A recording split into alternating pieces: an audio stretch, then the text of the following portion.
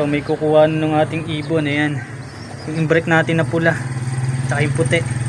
So inakuha sa atin ni Boss Benedict Padilla, shoutout sa kanya, taga Cainta, Rizal.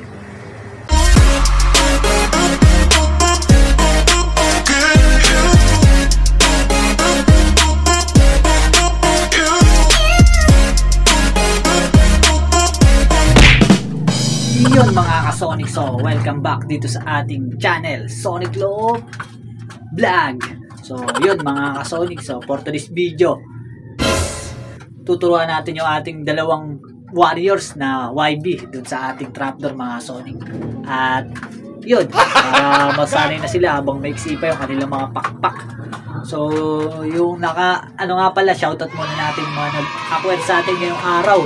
So nakuha na nila yung mga ibon, yung mga YB na nakuha nila. Nakuha na yung mga nakuha pa. So ayun mga Sonic, shoutout natin sila Boss Benedict Padilla, so taga Cainta, Rizal. So shoutout sa kanya at shoutout sa mga kalapatins natin dyan sa Cainta, Rizal. At shoutout din natin si Boss Kanoy. So yun, so taga Paranaque naman siya mga Sonic. Kinuha niya yung ating Black Eagle. So si Boss Benedict kinuha niya sa atin yung ating in-break, cross Jasin in-break na panlaban dapat natin. Pero yun, ibibreed na lang natin yung panlaban natin pag napisato. Tapos yung isa nating Alphonse cross inbreed Campus. So yun, dalawa kinuha sa atin ni Boss Benedict Padilla. So sinamahan pa natin yan ng Wingmaster para may patuka siya. So yun mga ka-Sonic, at shout out din katin si 100 Loop TV. So shoutout at subscribe nyo rin yung kanyang channel mga Sonic. Supportahan natin yung mga video vlogger na natin dyan. So ayun, tara tuloy na tayo sa ating gagawin sa ating video. So ayun mga Sonic. A few moments later. So ayun mga ka-Sonic, so may kukuha ng ating ibon, ayan. Yung brake natin na pula, tsaka yung puti. So inakuha sa atin ni Boss Benedict Padilla, shoutout sa kanya, taga Cainta, Rizal. So ayan, so i-out muna natin yung break natin na to. Ayan yung panlaban natin. So ito na smith niyan, kay Boss naman to, Hilario. So pinapatuka muna natin para goods. So yun, shoutout sa kanya, maraming salamat sa tiwala. At yan, so gagawin niya foundation bird, so thank you. Ayan, so ikaw na bahala dyan, tumutukan na rin yan Boss Benedict. So yun, yung iba nating ibon, ito yung ating matitira sa atin yung red bar na yan, panlaban. Tsaka ito yung John Arden natin, yan. So ito panlaban natin to, kaya lang i-out muna natin. So yung isa yung itim, nakuha na mga Sonic, yung ating Alphonse cross Black Eagle. So nakuha na siya ni Boss Kanoy. So shout out din sa kanya, maraming salamat sa tiwala. Ayun. So ayun mga Sonic, maya ulit, peace. So ayun mga ka-Sonic, so ang first step natin dyan kapag magtuturo tayo ng YB natin ay ayan. So una is yan, pagka 25 days nila, pag 25 days old na yung inyong mga YB, ilagay nyo na dito sa ating viewing. Sa mga viewing nyo mga Sonic, mga 3 days sila doon maghapon. So gaya ng ginagawa ko yan, 3 days sila dyan. Ay medyo matagal na nga sila dyan, lagpas na sila 3 days eh. So yan, nakababad lang sila dyan pagkatapos sila kumain sa umaga. Tapos papasok lang sila sa hapon lang pagkakakain na ulit. So tuturuan natin dyan yung dalawa. So ang ginagawa lang natin dyan mga Sonic, simple lang. Kukunin mo muna syempre. Pag kinuha mo lalabas mo lang doon sa landing board mo. Yan, sa landing board. So patatapakin mo lang dyan.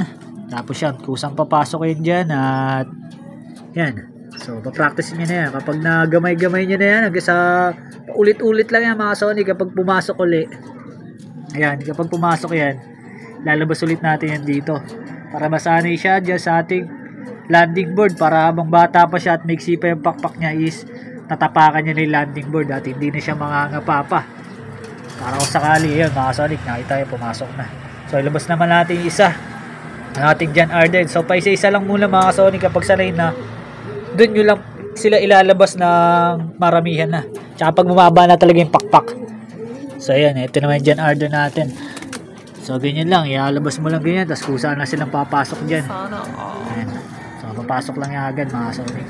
So na-practice na rin naman natin yan, kaya medyo gamay-gamay na nila. Ang ano kasi natin dyan is mag-overfly man sila kapag mahaba na yung pakpak, at least gamay na nila yung ano natin, landing board. Kasi pag once na mahaba na yung pakpak niyan at nilapag mo dyan sa landing board, pwede nang pumitik yan mga Sonic. Pag pitik niyan, hindi mo na alam kung saan niya pupunta. Hindi katulad kapag kaganto pa lang, sanay na sila sa landing board.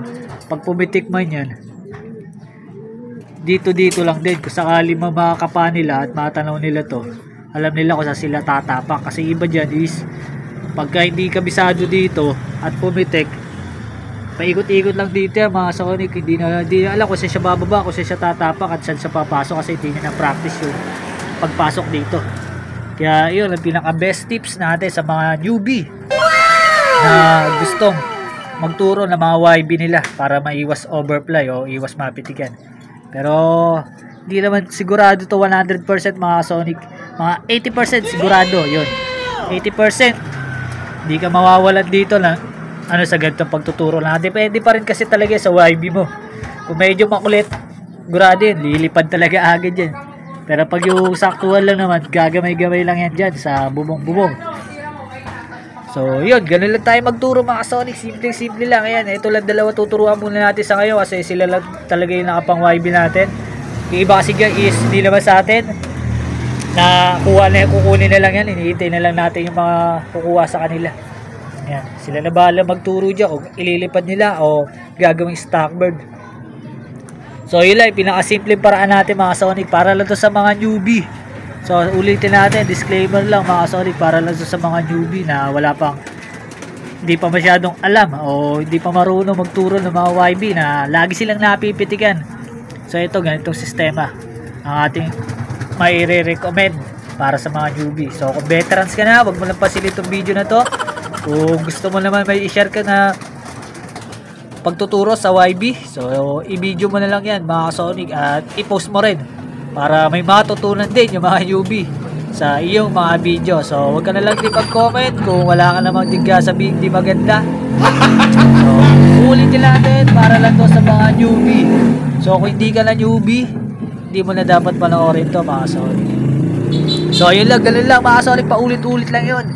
Kapag pumasok, ilabas mo uli gaya yan. So ilabas ulit natin yung isa hanggang sa makabisado nila yan mga Sonic. Pag nakabisado na nila yan, poproblemahin mo lang dyan kapag humahaba na yung pakpak yan. So kapag humahaba na yung pakpak yan, lilipad na talaga yan. So habang ganito pa lang kaiksi yung pakpak, turuan mo na sa trapping, sa pag-trapdoor, sa pagpasok sa lock mo. Turuan mo na rin sa pagtapak dito sa landing board habang maliliit, habang maiksi pa yung pakpak. Kasi kapag mahaba na yan, pipitikan ka na yan. Para dito, kung sakali mahaba na yung pakpak nila, at least alam nila kung paano papasok dito sa kanilang lock. Kaya tsaka naka-viewing naman sila dyan habang maliliit pa sila. So basta kakabisaduhin lang nila yan, paulit-ulit lang, halos araw-araw yung mga Sonic, tsatsagain mo tuwing tanghali lang. Kapag humaba na yung pakpak niya ng konti, medyo nakakalipad-lipad na, basta tanghali ka lang magpapaturo mga Sonic para iwas sumabay sa mga rumoronda pag umaga. So pag umaga kasi marami dito naglilipad, kaya delikado, baka mapasama.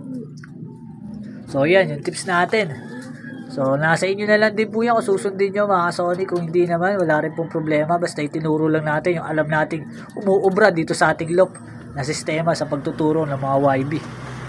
So ganun lang, hindi naman sa 100% to mga Sonic, meron pa rin talaga nag-overfly tayo na ibon. Di may iwasan yung mga Sonic, lalo na kapag pasaway yung ibon, makulit.